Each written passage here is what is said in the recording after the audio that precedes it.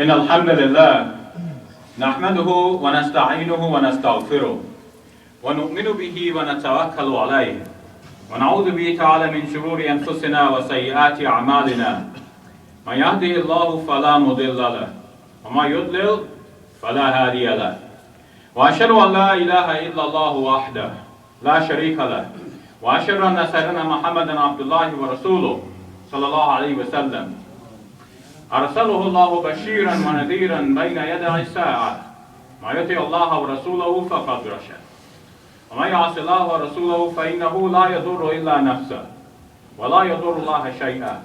أما بعد، معاشر المسلمين، أوصيكم ونفسي أولا بتقوى الله عز وجل، فإن الله تعالى يقول بعد أعوذ بالله من الشيطان الرجيم: يا أيها الذين آمنوا اتقوا الله حق تقاته ولا تموتن إلا وأنتم مسلمون. يا أيها الناس اتقوا ربكم الذي خلقكم من نفس واحدة وخلق منها زوجها وبث منهما رجالا كثيرا ونساء واتقوا الله الذي تساءلون به والأرحام إن الله كان عليكم رقيبا. يا أيها الذين آمنوا اتقوا الله وقولوا قولا سديدا يصلح لكم أعمالكم ويغفر لكم ذنوبكم ومن يطع الله ورسوله فقد فاز فوزا عظيما. إن أصدق الحديث كتاب الله وخير الهدي هدي محمد صلى الله عليه وسلم وشر الأمور محدثاتها وكل محدثة بدعة وكل بدعة ضلالة. Now as to what follows. In this khutbah, I want to look back at the lessons of the Hajj. Eid is just 2 weeks behind us.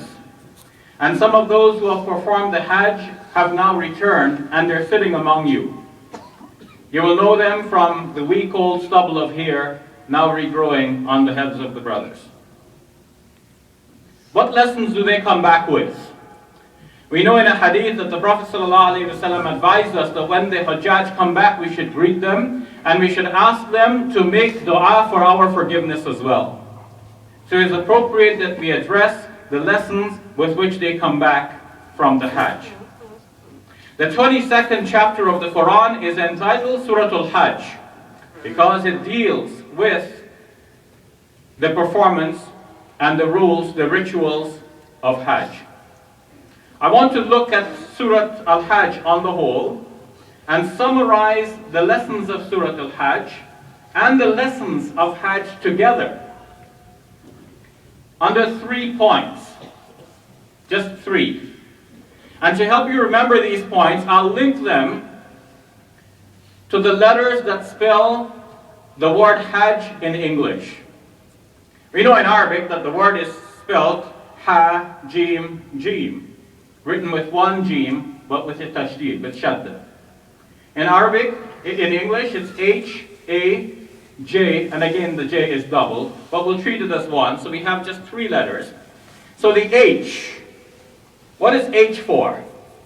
I would say that H is for humanity. When we think of the worship of Allah Azza wa Jal, we don't often connect that with humanity. But I'll show you the connection. All of the commands of Allah Azza wa Jal are really about humanity, though we don't realize this. Think about it. Allah subhanahu wa ta'ala does not benefit from our prayers, from our fasting, from our performance of the Hajj. Who benefit? We benefit. This is not like in the Clash of the Titans where the children are learning that when you pray to Zeus, Zeus becomes more powerful. If the people stop praying to him, Zeus becomes weak. Allah is not like that. Allah is Al-Wahid Al-Qahhar. He is one and He is overpowering. He does not grow weak or tired and He does not depend on anything. On the contrary, everything depends on Him. So our performance of the Hajj does not help Allah one bit, but it helps us. In the last part of this surah, the 22nd surah, Allah subhanahu wa ta'ala says, وَمَا جَعَلَ عَلَيْكُمْ فِي الدِّينِ مِنْ حَرَجٍ. He has not placed on you any difficulty in religion. Now, of course, we know that Hajj involves some struggle, some sacrifice. It involves some expenditure and some physical exertion. So isn't that some hardship? It is a test. It is a trial. It is a challenge. It is meant to help us to rise higher. But if somebody cannot do it because they are physically incapable, or they do not have the financial means, then Allah subhanahu wa ta'ala has given them a rukhsa, a permission. Somebody does not have the physical means, he does not have the physical body to be able to go through that, or the way is blocked, he cannot travel, but he can sponsor someone else to perform the Hajj on his behalf. This is a possibility, it is a rukhsa, it is a permission from Allah. So Allah does not burden us with more than we can do. If a person has neither the physical means nor the financial means, he's totally excused from performing the Hajj. So that shows us something about our religion. It is practical. I'll just stand on the step one higher because I feel a little cramped down there between me and the microphone. So Allah subhanahu wa ta'ala has given him a total excuse now. And that shows us something about our religion. It is practical. It is not meant to be a difficulty. Every time you find that something is difficult and you call it Islam, stop yourself. Because if it is difficult, that is not what Islam is. Islam is meant to be a religion of ease. Ad-din al-Hanafiyyatu samha. It is the natural, permissive religion. That is what Islam is in a nutshell. So this Hajj that Allah subhanahu wa ta'ala has given us is for our own benefit. What are the benefits? One is a benefit that comes from traveling. Nowadays, of course, people are traveling for leisure and for pleasure. But there was a time when people did not travel because the ways were dangerous. But by performing the Hajj, Muslims were encouraged to travel, at least for the Hajj. And what does traveling do? It opens up your vision. You see more. You understand different cultures. You pass by different peoples. You see how things are done differently. Your awareness expands. In the same surah, Allah subhanahu wa ta'ala asks about those who do not believe in Allah. أَفَلَمْ يَسِيرُوا فِي الْأَرْضِ. Have they not traveled in the world?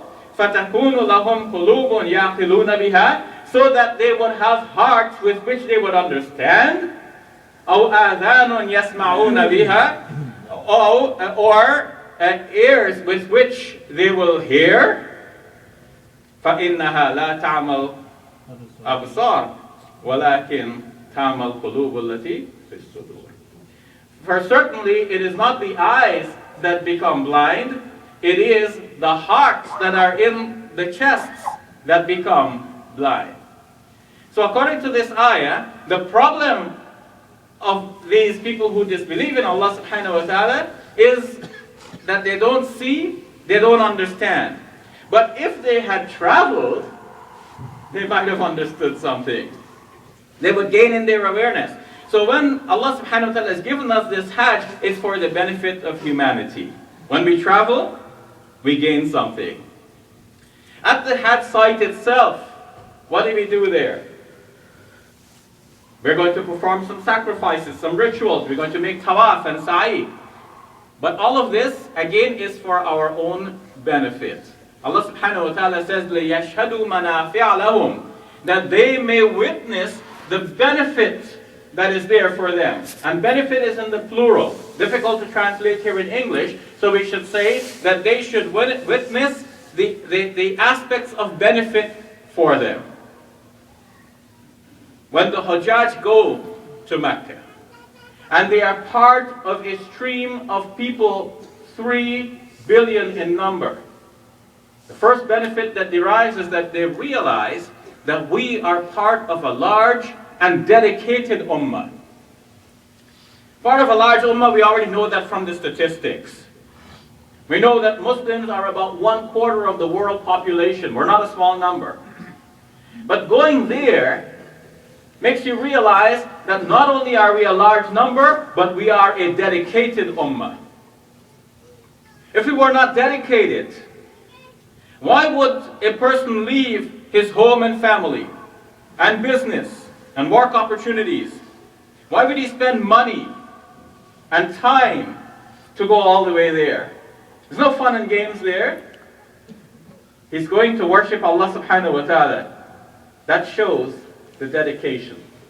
One of the Hujjaj told me that there was a brother from Bosnia who set out to make the Hajj on foot. He had only 200, the equivalent of $200 American when he set out. So he would travel a while, he would stop, he would work so he can earn something to support himself and to make his continued journey possible. And eventually he reached the place of Hajj a year after he had set out. Such was the dedication of this brother. And we ask Allah subhanahu wa ta'ala to give more people among this ummah who will be as dedicated as this brother was. In fact, his dedication reminds us of the ayah from Surah Al-Hajj, where Allah subhanahu wa ta'ala commands Ibrahim alayhi salam, وَأَذِّن فِي النَّاسِ بِالْحَجِّ give the announcement among people to perform the Hajj. يَأْتُوكَ رِجَالًا وَعَلَى كُلِّ ضَامِرٍ. They will come to you walking, and they will come on every lean camel. يَأْتِينَ مِنْ كُلِّ فَجٍّ عَمِيقٍ. They will come from every deep ravine. Now we see that Islam is spread to all parts of the globe, and people are coming to the Hajj from all corners of the world. How amazing it is that we go there and we see that we are part of a large, dedicated following. And we thank Allah subhanahu wa ta'ala for that. It's one of the things that Surah Al-Hajj says, that we should give thanks to Allah for what He has guided us towards. So it is about humanity. We perform the sacrifice. Does the sacrifice do anything for Allah? No, but it does something for us. The Quran says, لَا يَنَالَ اللَّهَ لُحُومُهَا وَلَا دِمَاؤُهَا وَلَكِنْ يَنَالُهُ التَّقْوَى مِنْكُمْ. The flesh and the blood of this sacrificial victim does not reach Allah. What reaches Him is the devotion from yourself. The taqwa minkum. Allah does not get any benefit from that meat. In some of the other religions and cultures and superstitions, people thought that gods eat. You have to feed the gods. In the Hindu religion, it is understood that there is a particular god named Agni, who is the mouth of the gods. And Agni is represented as the fire. So if you want to feed the other gods, what do? You put the food in the fire. So it goes through Agni, through this mouth of the gods, to all the other gods. That's how you feed the gods. But in Islam we understand that Allah subhanahu wa ta'ala yut'im wa la yut'am. He feeds, but He is not fed. Allah is beyond any needs. We have needs, and we turn to Allah subhanahu wa ta'ala to fulfill our needs. But He has no needs, and there is no need for us to offer food to Him. So that sacrificial victim, the Israelites used to burn on the altar. And it's written in the Torah, as they have it now, that when this animal is burnt on the altar, then the smell of this burning animal goes up into the nostrils of God, and God is pleased. So they have this anthropomorphical image of God. But we understand that Allah subhanahu wa ta'ala is Latiful Khabir. He is subtle and He is aware. He knows what we're doing. But we should not describe Him in this way, as though He has nostrils and the smoke is going up His nostrils, as though somebody is passing by a shawarma shop and you get the sweet smell and you want to go in and buy some shawarma. It's not like this. So all of the Hajj is for humanity. Now what do we do with the meat? Allah subhanahu wa ta'ala says, then فَكُلُوا مِنْ, then eat it yourself. وَأَطْعِمُوا الْبَائِسَ الْفَقِيرَ, and feed with it the poor and the needy. So who get the meat in the end? Human beings. Who gave us that animal in the first place to sacrifice? It is Allah. And in the end, who eats it? We eat it. So the Hajj is about humanity.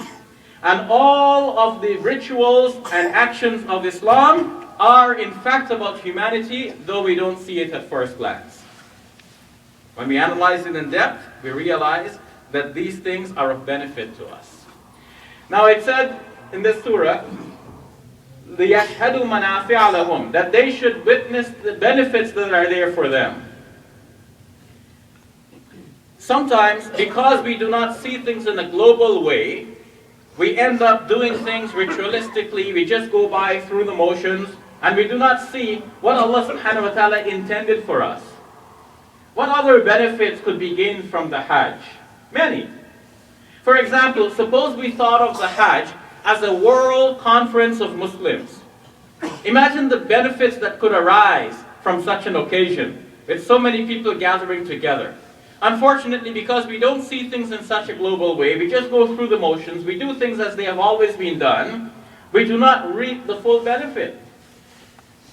Consider the fact you could have understood that message, so that when you come back now with your shaved head and somebody is asking you, brother, what do you come back with? Instead of bringing out the electronic item from your pocket as a gift, you can tell him, I brought a message which was delivered by the Imam in the center of the Muslim world, and this is a message to the entire world. And we have the mechanism by which to deliver that message when the Hujjaj go back to their various countries. But we don't see things in a global perspective. The Hajj was there for our benefit, but we're not reaping the full benefit. So the first item I wanted to say was H for Hajj. What about the A of Hajj? I'd say this is for awareness of Allah. Awareness of Allah. The Hajj inculcates in us that awareness of Allah. It's all about remembrance of Him. The sha'air of Allah, the things that make us remember Allah, are mentioned in this surah twice. And they're all the monuments, the effects and the remains from ancient times, the spots that are marked where devoted people like Ibrahim alayhi salam and his son Ismail alayhi salam and the mother of Ismail alayhi salam, Hajar, where they walked, where they worshipped Allah subhanahu wa ta'ala. All of these special monuments are there, and we go and we worship Allah subhanahu wa ta'ala in the same place. We not only remember these historical individuals and these heroes and models, but we also remember Allah at every juncture. It's all about the remembrance and the awareness of Allah. Problem we have nowadays is that people do not have that awareness of Allah subhanahu wa ta'ala in them. And because of that, they are caught in misguidance. The world is going down a slope, and we have to stand on the pinnacle, holding on to the guidance of Allah subhanahu wa ta'ala. Otherwise, what happens? In Toronto recently, there was a spate of violent attacks against women in the Christie Parks area. That's near Christie and Bloor, near the Christie subway station in Toronto. This went on for months. And people were looking for a solution. They started to hold vigils in the area to draw more attention to this problem. There were police reports one after another. The attacker wasn't caught. Eventually they caught him just 2.5 weeks ago. The man who was arrested in this connection is a 15-year-old lad. The boy is charged with 16 counts of attacking women. He's only 15, but charged with 16 counts. What's happening to the nation? The nation is unaware of Allah. The Hajj inculcates in us that awareness of Allah subhanahu wa ta'ala. On the morning of Eid, I read in the papers the story of a New York police officer. He was arrested and charged. It was found that he had detailed plans which he put into writing as to how he would capture women, torture them, and eat their bodies, eat their flesh. He described that he would cook them under slow fire so that they would take longer to die. Imagine the depth. Allah subhanahu wa ta'ala has created human beings fi ahsani taqweem, in the best of molds. And then for some of them, فَذَدْنَاهُ أَسْفَلَ سَافِلِينَ, lowered him to the lowest of the low. How low can you go? This is what happens when people are devoid of the awareness of Allah subhanahu wa ta'ala. People are unaware that Allah subhanahu wa ta'ala has power over them. And big and powerful nations think that they can do wrong and they can get away with it. But Allah subhanahu wa ta'ala is the watcher over everything that happens. We see recently this superstorm Sandy that wreaked havoc in the New York region. That alone cost $50 billion in terms of the destroyed property and so on. Loss of business and all of that. And then when that was over, just this week again, it was hit by another such misadventure. So everything is happening for a reason. Everything is under the control and dominion of Allah subhanahu wa ta'ala. People have to step back and draw lessons from this. In Surah Al-Hajj, Allah subhanahu wa ta'ala says that there are many nations who, Allah subhanahu wa ta'ala says, أَمْلَيْتُ لَهَا وَكَمْ مِنْ قَرْيَةٍ أَمْلَيْتُ لَهَا وَهِيَ ظَالِمَةٌ. How many nations we just give them rope. We let them be for a while, even while they're committing oppression. So مَا then I seize it. So eventually Allah subhanahu wa ta'ala seizes those nations. And another ayah in the same vein, Allah subhanahu wa ta'ala says, كَيْفَ كَانَ نَكِيرٌ. How was this warning to them? So it is as a warning. People have to look back at their actions and think about what they have been doing. Think about the illegal military trials taking place at Guantanamo Bay. Defies the rules of international law, but yet it goes on because somebody feels we are powerful, we can do what we want. Think about the drone strikes in Yemen, in Pakistan, and elsewhere. These strikes kill civilians. Not to speak of, first of all, identifying a person as guilty and playing judge and jury and executioner, wiping him out. That itself is a problem. But what about the civilians who are dying? Is it that your civilians are precious and mine are worthless? Is there no equalizer in the skies who looks down and sees what is going on? This kind of event warns us to look back at our actions, to be aware, and to do what is right. Have power and use it wisely. The third point I want to make is connected to the J of Hajj. And that J, I would say, stands for Judgment Day.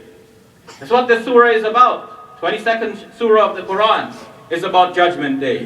The Hajj itself reminds us of the Judgment Day. The pilgrim puts on 2 ordinary pieces of clothing, at least the men do. And that symbolizes the very simple manner in which we are going to go into the grave. We're not going to go into the grave with any titles. You're not going to be Dr. this or somebody. You're going to be an individual, either mu'min or not. You're going to be simple there. The Haji is asking for forgiveness from his friends, from his relatives, from his brothers and sisters. So if I've done anything wrong, please forgive me because I'm going now to ask Allah subhanahu wa ta'ala for forgiveness. Many go with the idea that if I die there, this is the best death that I could have. I don't really want to come back home. A brother actually wrote to us in an email, and I was surprised because nowadays everyone intends and feels that travel is safe, you go and you come back. But this brother's email really showed that he would not be sorry if he goes there and he dies. He's actually going with that expectation. So the Haji is reminded of the Day of Judgment. He goes from one place to another. He's in Mecca, then he goes to Mina, then he goes to Arafah, then he's back to Mina, he goes to Muzdalifah, then he's back to Mina, then he's back to Mecca, back and forth. What will happen on the Day of Judgment? People will be going from one prophet to another. Go to Ibrahim alayhi salam, ask Allah to start the judgment. Ibrahim alayhi salam will say, I can't do it, go. They go to Musa alayhi salam, they go to Isa alayhi salam. Finally they come to our Prophet Muhammad sallallahu alayhi wasallam, asking Allah to start the judgment. And then the Prophet ﷺ makes sujood and makes dua, and Allah subhanahu wa ta'ala starts the judgment.